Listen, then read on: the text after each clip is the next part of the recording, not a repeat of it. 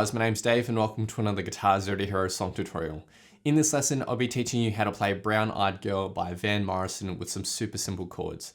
This song is wonderful for beginners because it only uses open chord shapes and no bar chords. Now, if you're interested in learning all the lead guitar parts you hear in the studio recording, I also have an advanced lesson for that which you can find in the video description. For this easy version, you'll just need a guitar in standard tuning and you won't need a capo. Now, if you want to master your chords back to front, then be sure to head over to guitarzerotohero.com to pick up my free guitar ebook. Or if you want to improve in guitar in general, then check out Guitar Zero to Hero Premium, which is my complete step-by-step guitar course. Let's jump into the lesson. Okay, so let's start off by learning the intro riff, which is a whole lot of fun to play, and it's quite simple as well. So we're going to start in this position here. So we're going to have our middle finger here on the G note, so that's the 8th fret of the 2nd string, and index finger on the 7th fret of the 1st string. So we're going to play some double stops here, and what that means is we're going to pluck 2 strings at the same time. So we're going to strike those 2 strings, and then we're going to shift this shape up. So you can move your index finger up to the 8th fret of the 1st string, and either use your middle finger or ring finger to go to the 10th fret of the 2nd string. Now, some people might like just shifting all the fingers up and using the same fingers, but personally, I like using my ring finger here when there's that 2 fret distance. So I play it like that. So the first 2 plucks. Now for the next little chunk, we're going to take this exact same shape, move it up 2 frets and pluck that. Then for our final chunk, we're going to move back down 2 frets, strike this position, and then finish in our starting position. And the bar in total. 1, 2, 3, 4. 1, 2, 3, 4, and... For the second bar, we're going to basically play the exact same thing, but just starting in a different position. So we're going to start in this C position. So our middle finger is now on the C note, 13th fret of the 2nd string. But all our shapes relative to this starting position are going to be exactly the same. So that will sound like this. Really nice and easy. Then the third bar is the same as the first bar. 1, 2, 3, and 4.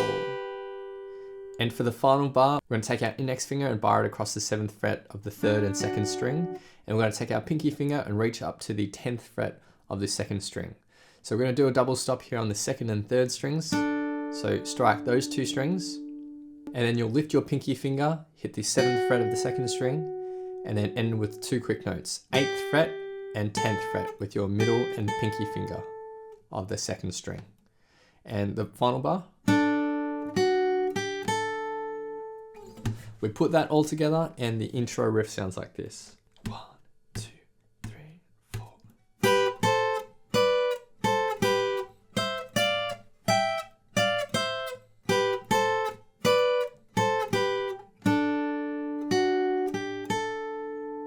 And that's just repeated through twice for the intro of this song. Now, if playing that riff in the intro is too difficult for you, then we can just play some easy chord shapes instead of the riff. So you can just strum the G and hold it out for 1 bar, and then go to a C for 1 bar, back to a G for 1 bar, and D.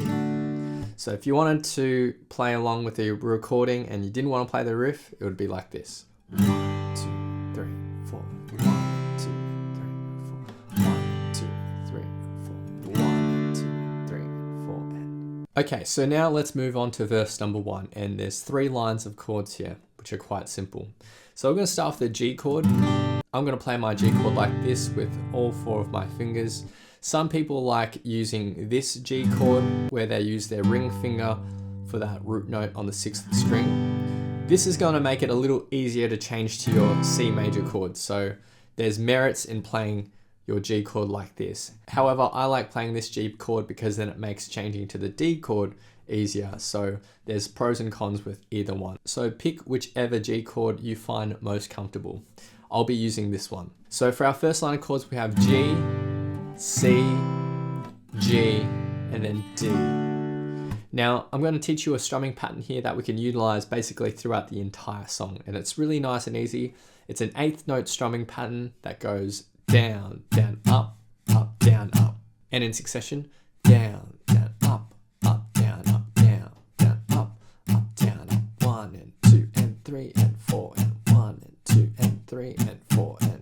So we're going to play that once for each chord that you see in the chords down here. So if we implement that strumming pattern to each chord, the first line of chords will just sound like this. 1, 2, 3, 4.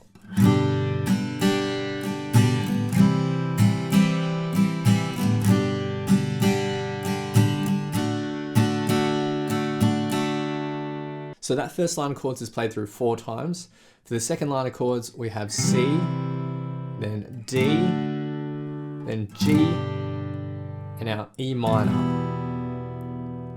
For the third line of chords, it's the same as the second line of chords, except instead of an E minor, we go back to a D chord. That's it for verse number 1, which will sound like this. And I'll just play through the first line of chords 1 time, but in the actual song, you'll need to play it through 4 times. And if you want to see that in context, just go to the playthrough at the end of this lesson. But in total, for verse 1, 2, 3, 4.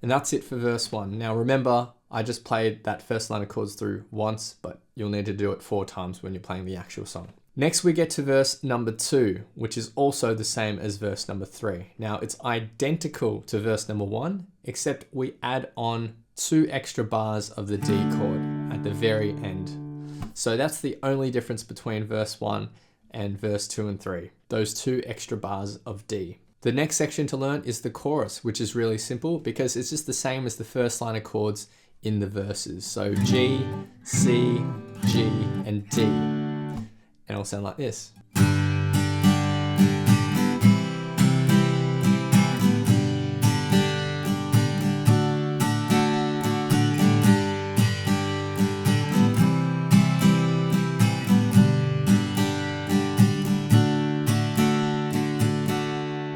The final thing to learn in this song is simply the break.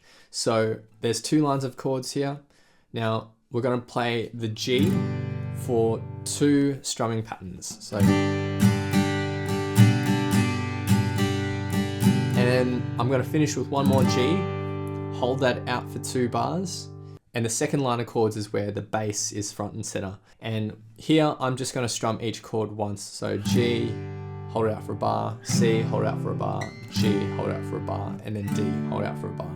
And then we get into verse number 3. So really simple, the structure of this song is the intro, verse 1, verse 2, then we have the chorus, the break, verse 3, and then our second chorus. If you want to see it all in context, go to the playthrough at the end of the song. Now, just a couple of tips for the beginners out there who might be struggling with the chord changes, especially the G to the C. The really important thing is that you keep your motor running, okay? So the right hand here, the strumming hand, is the motor that keeps our song going. Try not to get into the habit of strumming your first chord and then stopping and then changing your chords and then starting again. What you want to try to do is get a fluid motion with your right hand. And over time, your left hand, your fretting hand, will catch up with that. So even if you can't get to that C chord from the G quick enough, just keep trying. And over time, as I said, your left hand will catch up. But it's really important that you keep your motor running here. You'll develop a bad habit if you start and stop and start and stop. Another tip is that on that final up strum of the strumming pattern, you can have that as an open chord of sorts as you're changing to the next chord. So down, down, up, down, open for you to change to your next chord. That's completely fine to do.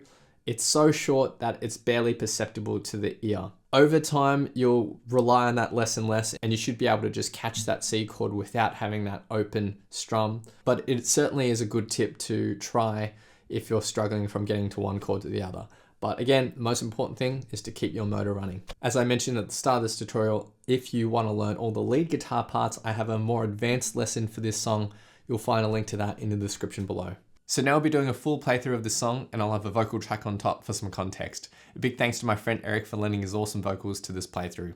Feel free to play this back as many times as you'd like to practice, play along to, and see how you go.